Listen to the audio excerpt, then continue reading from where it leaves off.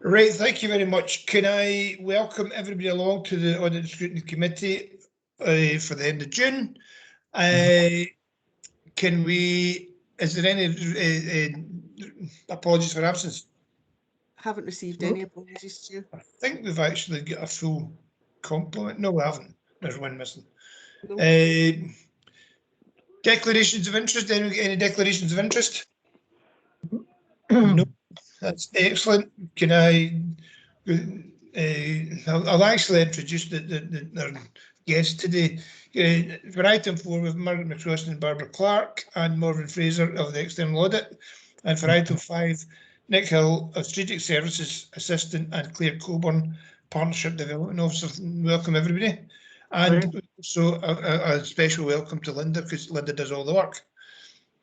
Right, we'll go back to the agenda and we'll go to the Chair's report, and there is none. So we quickly move on to unaudited annual accounts, and I'm pretty sure this is Barbara. Chair, if I can just come in before then. Sorry, Margaret's coming in first. Barbara's going to explain the key points of the draft accounts, but before she does that, I just want to recognise the absolutely tremendous effort that has come from Barbara and all her team in producing these accounts in time. And in spite of all the challenges that they've faced this year, they've had remote working, system changes, increased workload in relation to COVID financial reporting, and they've had really very, very late notification of the accounting guidance in terms of how they had to present these accounts. So I can't commend the staff highly enough for managing to overcome all of these difficulties and delivering the accounts on time. So I'll hand over to Barbara and she'll give you all the details of what's included in the accounts. Thank you, Margaret. Can I echo what you've said there? If memory serves me, when this committee started way back 5 years, or almost 5 years ago, this report came about the beginning of August, and then it was you really worked hard to get it for the end of June, and now you're even a week earlier than the council meeting. So yeah, the financial staff have to be thanked for all the work they've done over this year and over the last couple of years. Barbara. Thank you, Chair. I'm delighted to be in a position to present the accounts to you today. It is a weighted tome as usual, so I would like to concentrate on 4 areas: the revenue reserve, the capital fund, the housing revenue account and the management commentary. So firstly, the revenue reserve. I can report that the Council's affairs have been managed within its operational budget and that the £3.5 million budgeted use of reserves was not required. During the year, we were unsure as to whether we would receive full funding for COVID pressures, and so directors took action to avoid all non-essential expenditure. The COVID grant funding, however, was confirmed towards the end of the year, and we were therefore able to benefit from the directors' action and contribute just under £2 million to the non-earmarked reserve. This means that this reserve, as a percentage of the net revenue budget, is now sitting at 4.5%, which is slightly above the most prudent target of 4%, and this will help address the financial challenges facing the Council in 21-22. A list of the reserve balances can be found on note 11 on page 74 of your papers. Moving on to the capital expenditure, a total of just over £35 million has been invested during the year, and a high-level split of this is shown in a table on the management commentary using the same categories as we use for our budget monitoring, and this is on page 20 of your papers. Thirdly, the housing revenue account finished with a deficit balance of £95,000, mainly due to an increase in rent arrears and a reduction in chargeable staff costs to planned capital works which didn't take place. This took their overall surplus, though, to £2.2 million, details of which can be found on the housing revenue account section on pages 112 to 114 of your papers. And finally, I would like to draw your attention to the management commentary at the beginning of the document, which outlines the key messages on the objectives and strategy of the Council, as well as the financial performance during 2021 and also indicates issues and risks which may impact upon the finances of the Council in future. It also includes a comprehensive section on how COVID-19 affected the Council. I'm happy to take any questions on the accounts. Thank you, Barbara. They are very positive, but with a 4.5% excess or in reserves, that's obviously for the end of 2021. It will not be, a lot of that's going to be spent for the after this year's budget. Any further questions? No. Annette? Yes. Well, first of all, before I get to the question, I just wanted to say a huge thank you to Margaret, Barbara, the team, and the directors as well. The power of work that must have been put in to actually get this within budget is just incredible, and produce this. The one question I had was that there was some COVID funding that was received, I think, that was carried forward. Is it anticipated that this will be used in the next financial year going forward? And is that information how it will be used known yet? Yes, we're unaware of what funding we're going to receive in the current year for COVID funding. So these reserves will certainly put us in good position for funding spent during the year. But again, we're in the land of the gods. We don't know how much we're going to spend or how much money we'll get in, but we're in a comfortable position at the moment, I would say, at the beginning of the year. Thank you. If I can just add on to that, we did receive some funding, some COVID funding at the tail end of the old year, which was specified to be used for COVID pressures, but it's up to the council, what COVID pressures we covered from that.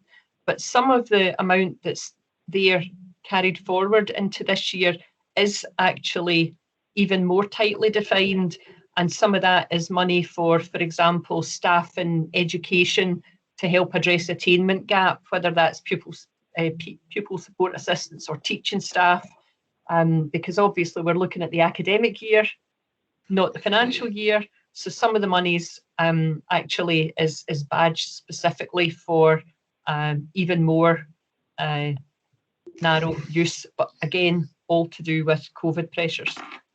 Oh, thank you very much. It's good news, and it's nice to see. I think because you'd said that it will give the council more flexibility to address significant financial difficulties in coming years. So I very much welcome it. Thanks a lot for that. Chairman, can I ask, the monies that the NHS are due to give us for us using our premises for vaccine delivery and all the rest of it, is that coming for next year or is this year? And I'm not quite clear where we are with that. Yes, we have an agreement with the NHS that they will reimburse us for the use of our premises to deliver the vaccine programme. There was a lot of discussion as to exactly how we were going to be reimbursed, and very, very late in the day we finally managed to get an agreement on that one. So it's just a case of exchanging the invoices and getting the funding in, but it's all agreed. And we've subsequently heard, just in the last few days, we've had confirmation of the arrangements for recouping our funding for the testing facilities as well through the NHS. Good. So will that be coming into last year or this year, or how's that going to work? Well, we would be claiming the expenses that we've incurred, and depending on when we incurred them, we can classify them as relating to the old year or the new year. Right. And going forward, we'll be doing regular claims, so the new year, the money will flow in during the year as we put our claims in. Very good. Well and done. how does that some of that then get allocated to the Leisure Trust, because it's their bailiwick, as it were, that the premises we're using as the premises that they would be using for something else. Yes, in particular to the vaccination centres that were used at the Foundry and at Carmichael Hall. That's right. The premises costs in particular, and there was an element of staffing costs as well. They do find their way back to the Leisure Trust. Right. Okay. Thank you. Right. Anyone else? Any further questions? Nothing at all. Barbara, I will say, if you have a question, you just need to shout out. I'm quite happy to take any questions.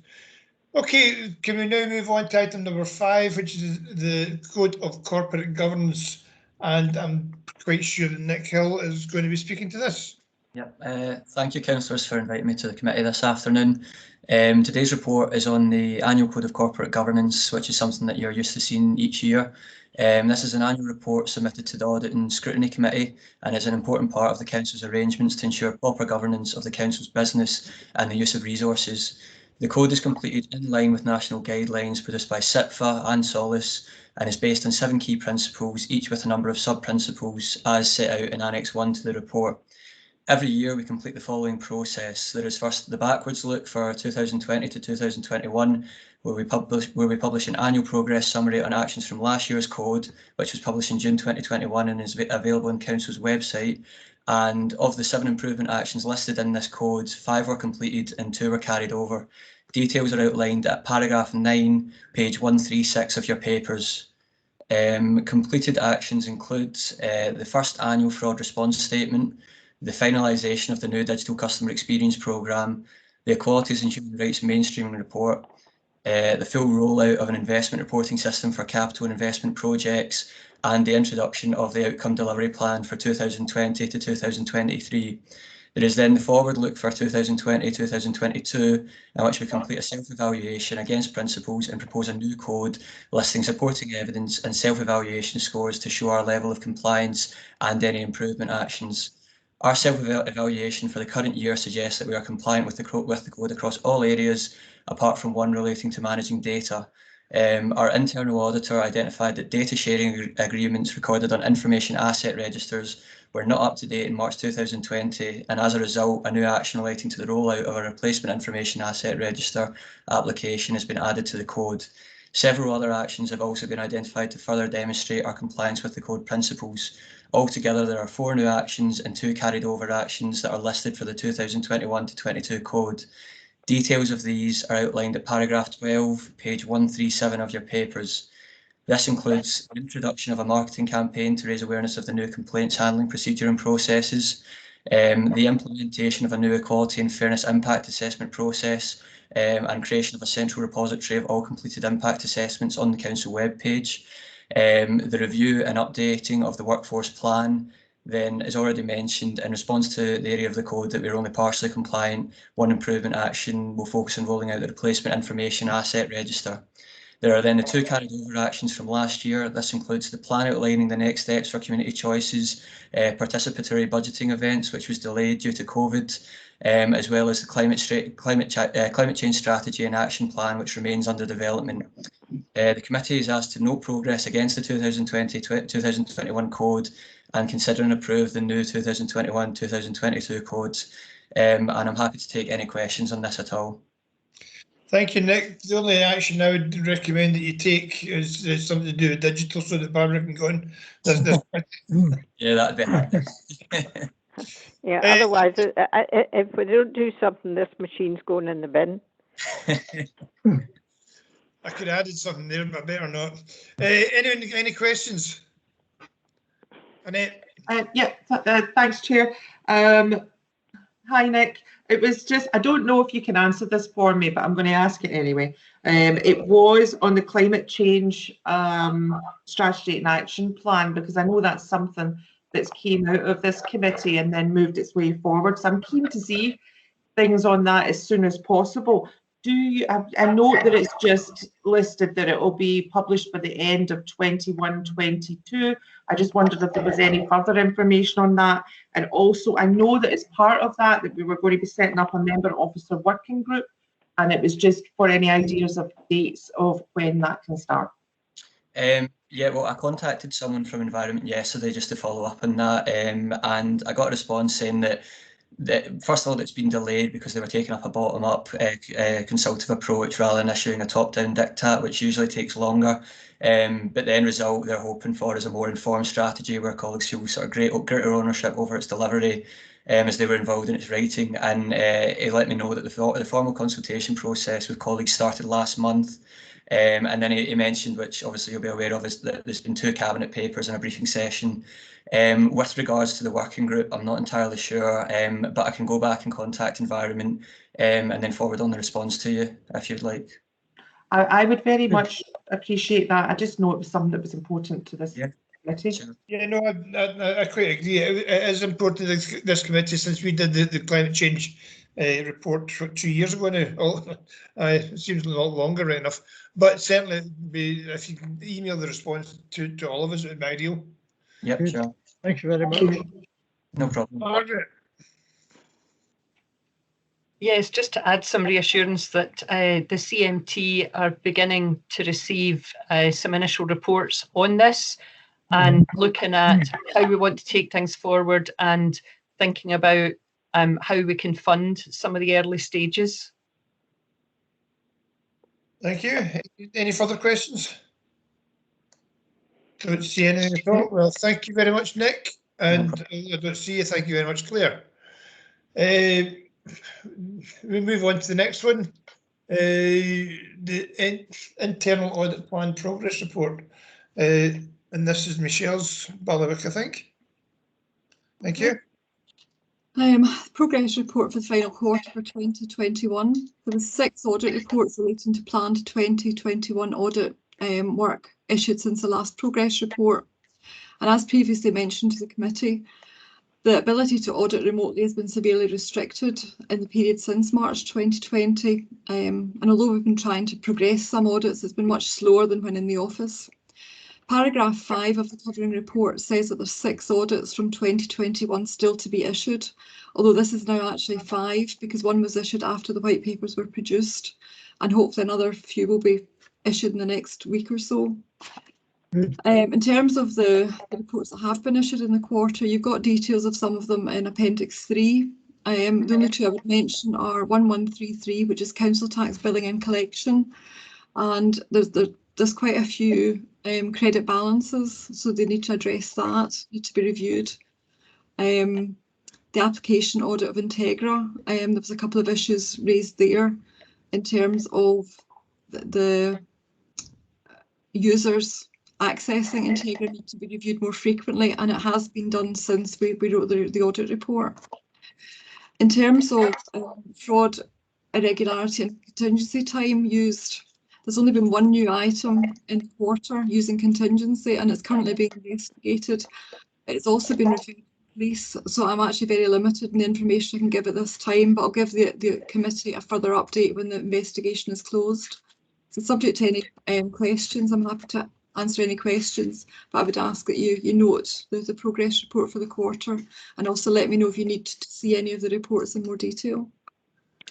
Chairman, can I ask Michelle, are you still a man down, or have you got something in the pipeline to help your staffing?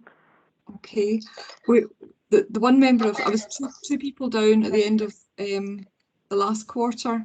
The person that was on secondment has been back with me since the 1st of April. And obviously there's still 1 vacancy due to member of staff passing away. And I'm hoping to recruit in the 2nd quarter of this year.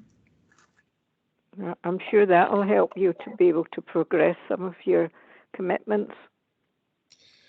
The trouble is, there's a lot of councils looking for auditors as well, so they're not exactly falling off the trees. So it might be, as Michelle says, she's going to try and recruit, but whether we get somebody or not, it might be difficult. Any further questions? Nothing at all. Well, there we go. We move on to item number 7, internal audit strategic plan. Michelle again. Okay, so the process that I followed for preparing this plan is the same as in previous years. I've taken consultation with members of CMT and members. But this year I've also had to accommodate trying to do the audits in 21-22 that we deferred last year due to COVID. Things like payroll, which have been deferred for 2 years, so we're definitely going to do it 21-22. When I compare the audit needs to the resources available, as just mentioned, I'm hoping to recruit in the second quarter, and I've used that as a calculation of how many days I've got available. But there are quite a lot of estimates in the planning process, so I'll keep audit committee updated as we go through the year if I don't think I'm going to be able to deliver all the audits in the plan.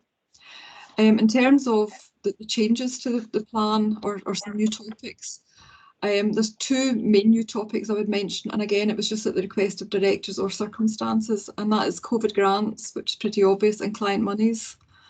Obviously from the audit universe I've removed some topics, partly because they're less relevant now, things like staff and civic catering and phone and internet payments.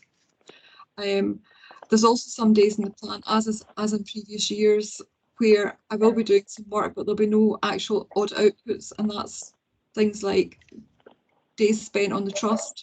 I'll be reporting directly to the trust management. IJB, similarly, I'll be reporting that direct to the IJB, and grant certification. I do some work on that, but there's no actual audit output other than writing to the grant awarding body. You've got the annual plan summarised on page 191, and as I've said, I'll report progress against this to audit committee quarterly. Don't really have much to say other than if you've got any questions. Other than that, I would ask you to approve the plan. Any questions at all? But Annette? Thanks, Chair. Thank you very much for this. It was just one question I saw, and I definitely welcome the addition of the COVID business grants being added to the audit list. I did see there's quite a few, and it was quite a big chunk of work there to look into this. It was just to ask if you had any, when you anticipated that you might be able to report back to the committee. In terms of the COVID, we're probably going to do that audit in the next 2 or 3 months, so I would guess it's probably going to be September. Might be too early. The September quarterly progress report might be too early, but it's possible. As I say, we've been discussing with the Environment Department just to confirm what the agreed objectives are for that audit, and we agreed that yesterday. So the work's going to be starting over the next few weeks, subject to other things being completed. Thank you. Thanks for that. And it will be primarily focusing on COVID grants related to ones dealt with by the Environment Department as opposed to other departments, because they're the larger values. The other thing I would say is I don't actually know if there's going to be any national join up in terms of checking cross council later on in the year. I don't know if Morven knows any more about it. I don't know whether there'll be, you know, a kind of national exercise to see if there's duplicate claims across councils for the same. Oh, that would be important, wouldn't it? Yes. But we'll maybe know. I'll maybe be able to give you more information on that later in the year. I look forward to seeing it. Thank you. Thanks. Thanks, Michelle. Any further questions? Nothing at all. Okay, thank you very much. Move on again. I think that's Michelle finished this time. It's Linda from here on in. On to the National External Audit Report, Item 8, improving outcomes for young people through school education. Thank you, Chair. So under the committee's specialisation arrangements for external audit reports, the members who are leading on this review are Councillor McLean and Councillor Swift. The Director of Education has provided comments on the Audit Scotland report, which has also been the subject of a report to the Education Committee. His comments on the assessment of current practice within East Renfrewshire to improve outcomes for young people and actions being taken by the department to drive further improvement are attached to the report for your consideration. Thank you. Do you have any comments, questions? Barbara, no, you're not shouting out. Well, I mean, what's the point of saying anything until I get this thing sorted out? That's okay, we can hear you. I'm afraid you've a face. No, it's all right. It's all right. I've got nothing further to say. Okay, thanks. Move on then to digital progress in local government. Again, under the committee specialisation arrangements, the leads are the chair and vice chair for this report. The head of communities, revenues and changes provided some high-level comments on the council's position regarding the report on digital progress in local government, and they're attached to the report for consideration. And that includes a recent report that was submitted to the Cabinet on the progress of the Modern Ambitious programme and outlining the council's new digital transformation strategy for 2021 to 24. Okay, Barbara, I know you're not that brilliant in digital today, but we know what you mean.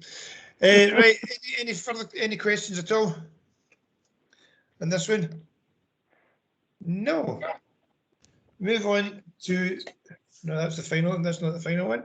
Yep. The final one is again the External Audit Report and Self-Directed Support. Linda. Thank you, Chair. This one is slightly different because last September the committee received a report on this particular National External Audit Report, and so they noted the key themes within it, and East Renfrewshire HSCP's current self-directed support implementation position, and that work was planned on a self-evaluation to undertake locally to inform the future programme of development. So at that stage, the committee agreed that following the self-evaluation, a further update on future self-directed support development activity should be submitted to this committee. And what you're getting today is a copy of that update on progress which has been made. That was also submitted to the IGB Performance and Audit Committee yesterday, which considered the report. So as that report says, it provides an update on the work that was done, the establishment of a self-directed support steering group, and it also mentions that there's an intention to update the IGB Performance and Audit Committee moving forward. Chairman, could I just say I should have been at that meeting yesterday, but I was having problems with the dreaded machine here. So I can't give you any personal update on it because I wasn't quite there. Chair, I would use that for also for there's a lot of times education. I wasn't quite there. Annette.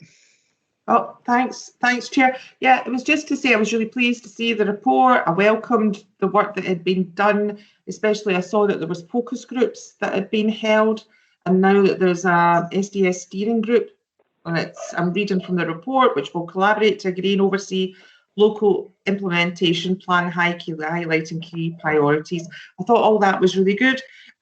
My question, and I might be being overly picky here, there's a good chance of it, but on page 280, there's a comment about all social workers that contributed.